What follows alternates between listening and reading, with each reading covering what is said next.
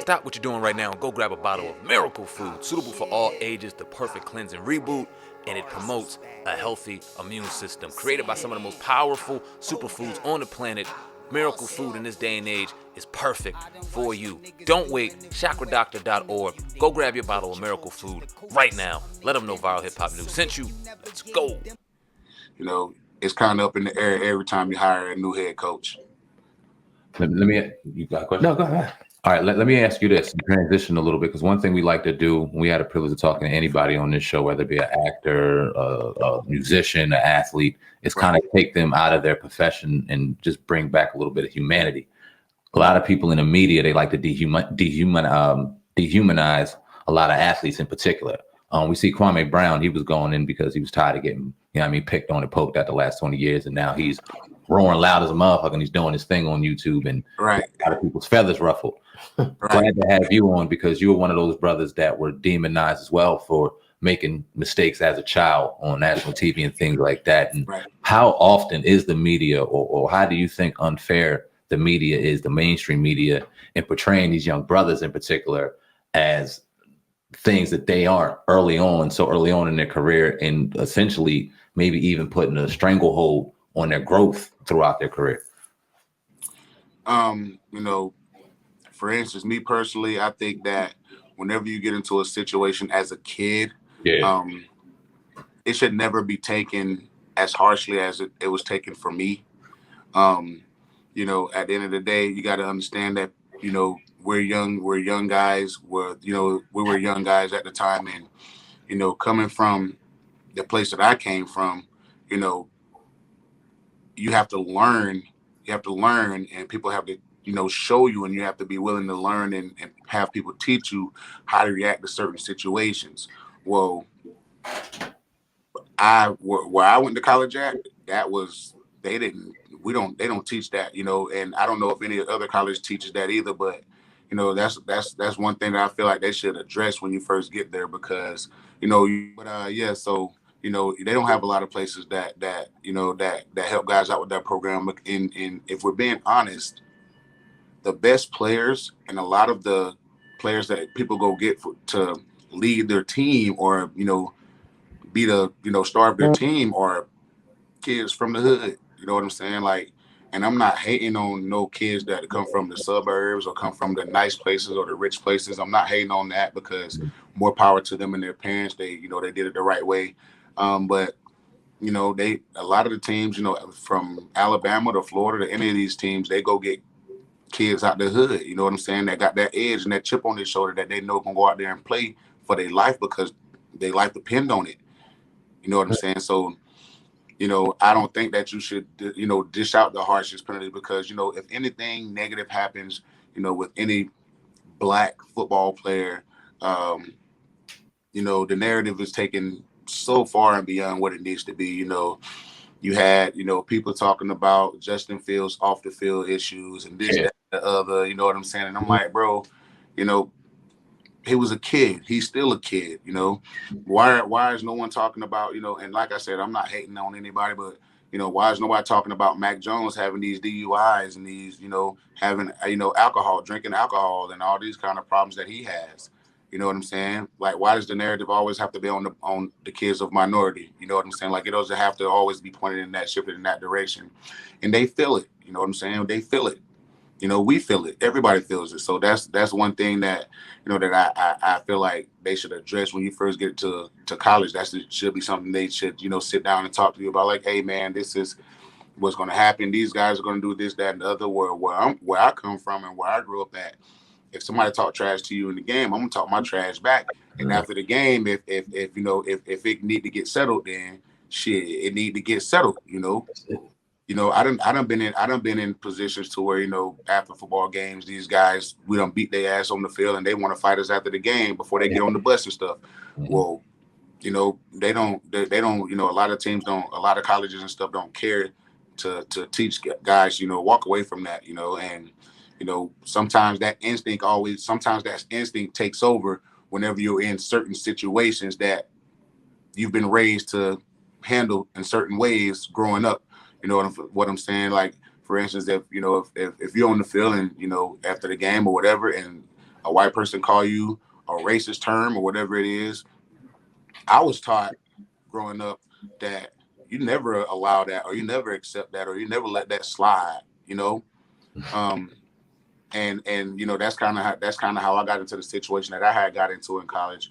So I just started reaching out to a lot of guys, you know, a lot of young guys. Whenever they want to talk to me, I just try to let them know, like, man, look, we're gonna always be behind. We're gonna always be behind the ball. We're never gonna be a step ahead, or we're never gonna be on an even playing field, because that's just the world that we live in. You know what I'm saying? And you know, you just got to take it with a grain of salt. And we're gonna always have to be the bigger person, because if we act out, then it'll be, you know, it might hurt you financially for the rest of your life.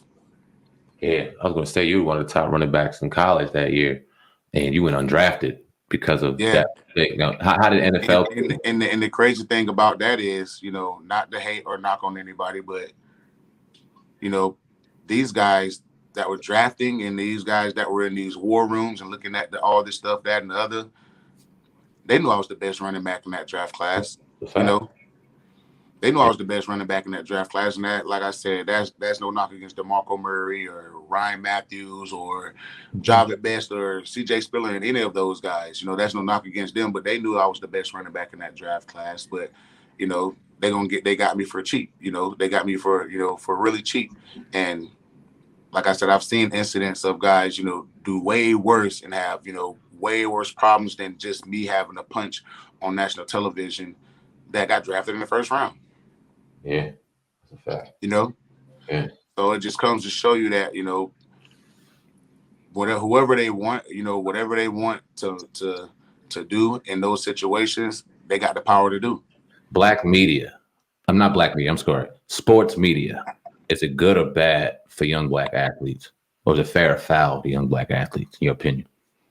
To get into that, or to No. Okay, so your ESPNs, your NFL networks, your Fox networks, the people on there, and the personalities on there, obviously they get paid a lot of money and talk a lot of shit on sports media. We all love it. We all dive into it. But as men looking at it now, how fair are they to black athletes coming into these organizations, getting millions of dollars, and like you said, really not even just having this for the first time? Are they fair or foul to black athletes?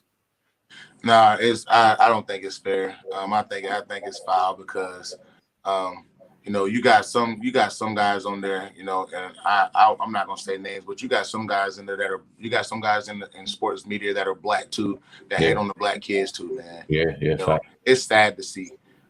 It's sad to see. So it's foul, man, because like I said, you don't get a fair shot. You know, and every mistake that you made is gonna be blown up into massive stories, this, that, and the other. Like, it just it's not fair. Like I said, man, I've told somebody, you know, I've told people, you know, this before. Like, you got